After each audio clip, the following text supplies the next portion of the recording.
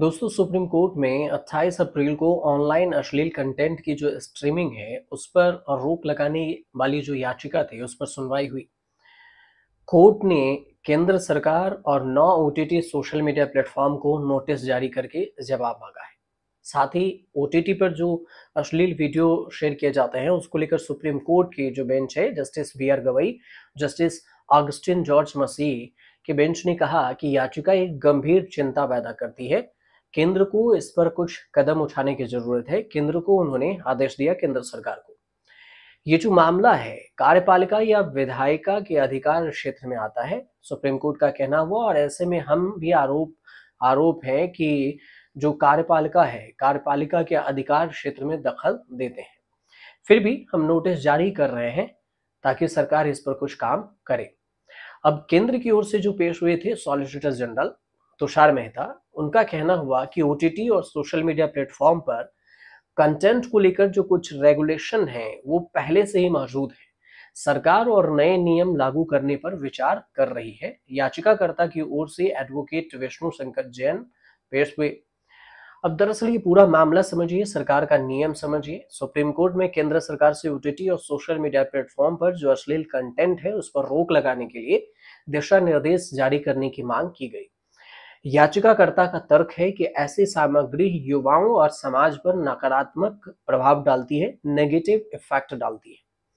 इस पर जो वकील हैं विष्णु शंकर जैन, उनका कहना हुआ कि सोशल मीडिया पर जो भी कंटेंट है बिना किसी बैन के वो चल रहे हैं और मैंने उनका उल्लेख किया है। ये बिना किसी जांच के ही हो रहा है। मैंने कई सेकंड और आदि के साथ पूरी लिस्ट भी दी है। सोशल मीडिया प्लेटफॉर्म पर बिना किसी जांच के क्या कुछ दिखाया जा रहा है ये किसी को पता नहीं है। एसजी जो तुषार मेहता है उनका कहा कि मैं इस तरह की जो प्रतिकूल रूप से हम नहीं ले रहे हैं, क्योंकि मेरी चिंता ये है कि बच्चे इस सब में संपर्क में हैं।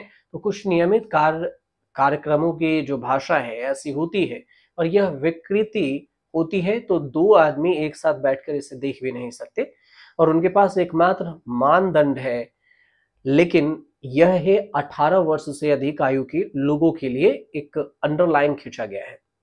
जस्टिस गवई का कहना हुआ कि हाँ, हमने देखा है कि बच्चों को कुछ समय के लिए व्यस्त रखने के लिए फोन दे दिए जाते हैं और यह या तो विधायिका या फिर कार्यपालिका के लिए है। वैसे भी हम विधायिका और कार्यपालिका के अधिकार क्षेत्र में अतिक्रमण करने के मूड में नहीं है और आरोप का सामना कर रहे हैं, फिर भी हम नोटिस जारी करेंगे। सुप्रीम कोर्ट का कहना हुआ कि याचिका में ओटीटी प्लेटफॉर्म और सोशल मीडिया पर कई सारे आपत्तिजनक, अश्लील और अभद्र सामग्री के प्रदर्शन के संबंध में एक महत्वपूर्ण चिंता है और चिंता भी जताई।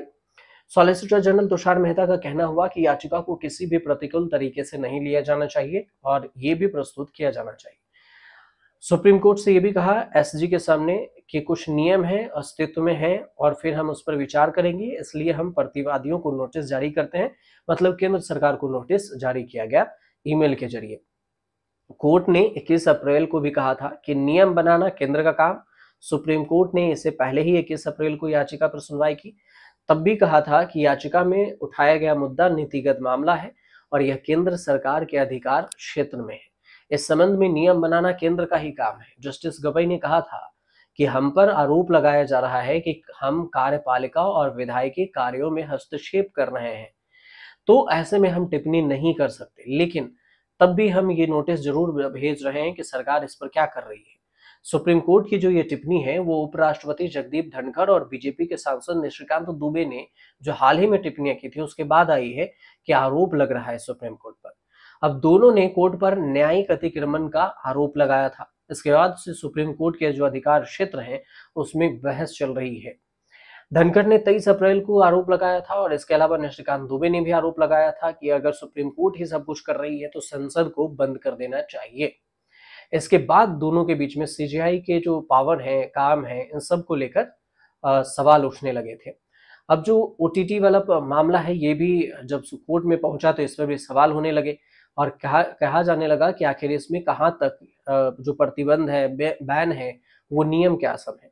याचिकाकर्ता ने केंद्र की सरकार से निर्देश देने की मांग की, तो फिर सोशल मीडिया और ओटीटी प्लेटफॉर्म तक लोगों के पहुंचने पर कब रोक लगाए जाएंगे, कब तक रोक लगाए जाएंगे? जब तक ये ऐसे प्लेटफॉर्म भारत में खुलेआम खासकर बच्चों और नाबालिगों के लिए जैसे पोर्नोग्राफी कंटेंट है, इन सब पर रोक लगाने की बात कही है और इसके लिए कहा है कि सिस्टम तैयार न कर लें कि सिस्टम को तैयार रखना चाहिए। अब ओटीटी में जो 2020 में ओटीटी प्लेटफॉर्म ने सेल्फ रेगुलेशन कोड बनाया था, इस कोड को भी समझ लेते हैं थोड़ा, ये कोड क्या है। साल 2020 में नेटफ्लिक्स, अमेजन प्राइम वीडियो सहित 15 ओटीटी प्लेटफॉर्म ने सेल्फ रेगुलेशन कोड बनाया। इंटरनेट और मोबाइल एसोसिएशन ऑफ इंडिया जो IAMAI है, उसने बताया था कि यह रेगुलेशन कोड अलग अलग उम्र के लोगों के लिए कंटेंट को बांटने और दर्शकों के लिए उपयुक्त कंटेंट परोसने पर ध्यान केंद्रित करता है। केंद्र सरकार लेकर आएगी डिजिटल इंडिया बिल लेकर आई। इधर केंद्र सरकार मौजूदा IT एक्ट की जगह पर डिजिटल इंडिया बिल की योजना के बना रही है कि हम डिजिटल इंडिया बिल लाएंगे। इस नए कानून का उद्देश्य होगा कि सोशल मीडिया पर जो अश्लीलता है उसे रोकना, यूट्यूबर और डिजिटल कंटेंट क्रिएटर को विनियमित करना।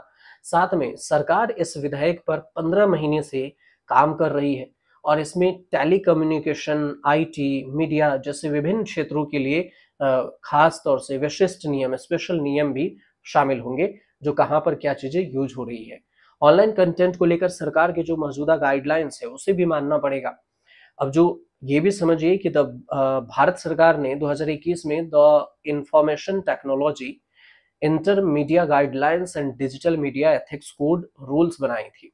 इसे 6 अप्रैल 2023 को अपडेट किया गया। 30 पेज की ये गाइडलाइन है। सोशल मीडिया पर फिल्म और वेब सीरीज के लिए नियम बताए गए हैं।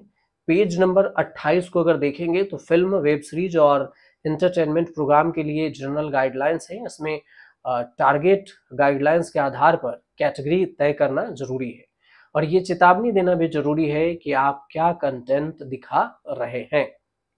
गाइडलाइंस के मुताबिक OTT और सोशल मीडिया प्लेटफॉर्म पर ग्रीवांस ऑफिसर रखने होंगे। कंटेंट कानून के हिसाब से होना चाहिए। इसमें जैसे पोर्नोग्राफी हो, एडल्ट्री हो या एंटी नेशनल हो, बच्चे, महिलाओं को नुकसान पहुंचाने वाला न होना चाहिए। इसके निगरानी के लिए भी 2 तरह के नियम हैं। पहला है कि सेल्फ रेगुलेटरी होना चाहिए, मतलब कि कंटेंट को अपलोड करने वाला सरकार के जो गाइडलाइंस है उस पर ध्यान रखना होगा और इसके लिए सोशल मीडिया प्लेटफॉर्म, OTT हो, मोबाइल ऐप हो, खुद उस पर ध्यान रखेगी। जांच करेगी कि कोई कंटेंट गलत तो नहीं है, जैसे कि चाइल्ड पोर्नोग्राफी हो। ये भी देखेगी कि सेक्सुअल कंटेंट किस लेवल का है, भाषा किस तरह का है, उसके बाद ही। और दूसरा कि किसी को कंटेंट पर आपत्ति है तो वो शिकायत कर सकता है। इसके लिए कंटेंट पब्लिश करने वाले प्लेटफॉर्म हो, वेबसाइट हो, ऐप पर शिकायत करने के लिए एक सिस्टम भी होगा और उस पर ग्रीवांस ऑफिसर का नाम होगा, फोन नंबर, ईमेल ID होगा। कोई भी व्यक्ति उस पर शिकायत कर सकता है। शिकायत के जो अधिकारी हैं 24 घंटे में शिकायत रजिस्टर करेंगे। शिकायत करने वालों को एक्नॉलेजमेंट देना होगा। शिकायत की जो तारीख है 15 दिनों के अंदर उसका हल करेगी और अगर कंटेंट हटाने की जरूरत होगी तो फिर उसे हटाना भी होगा। शिकायत न सुनी जाए तो फिर सूचना प्रसारण मंत्रालय की वेबसाइट पर भी शिकायत कर सकते हैं। तो सरकार के पास भी कई सारे नियम हैं। लेकिन अब केंद्र सरकार को भी सुप्रीम कोर्ट ने नोटिस भेजा, लेकिन ये टिप्पणी करते हुए कि हम पर आरोप लग रहे हैं कि हम कार्यपालिका में दखलंदाजी कर रहे हैं। फिलहाल OTT को लेकर जो नियम है ये सख्त करने की बात हो रही है OTT और सोशल मीडिया पर। तो अब इस पर क्या कुछ एक्शन लिया जाएगा, कौन से तर्क दिया जाता है कोर्ट को केंद्र सरकार के द्वारा, ये आने वाले वक्त में पता चलेगा। फिलहाल आपको जानकारी सही लगे तो हमारे चैनल से जरूर जुड़िए। हमारा मकसद होता है कि हम आसान भाषा में आपको आप तक जानकारी पहुंचाएं, बिना कोई लाए लपट, बिना कोई मसाला, मिर्च मसाला जोड़े हुए। तो अगर आपको जानकारी सही पहुंच रही हो तो हमारे चैनल से जरूर जुड़िएगा।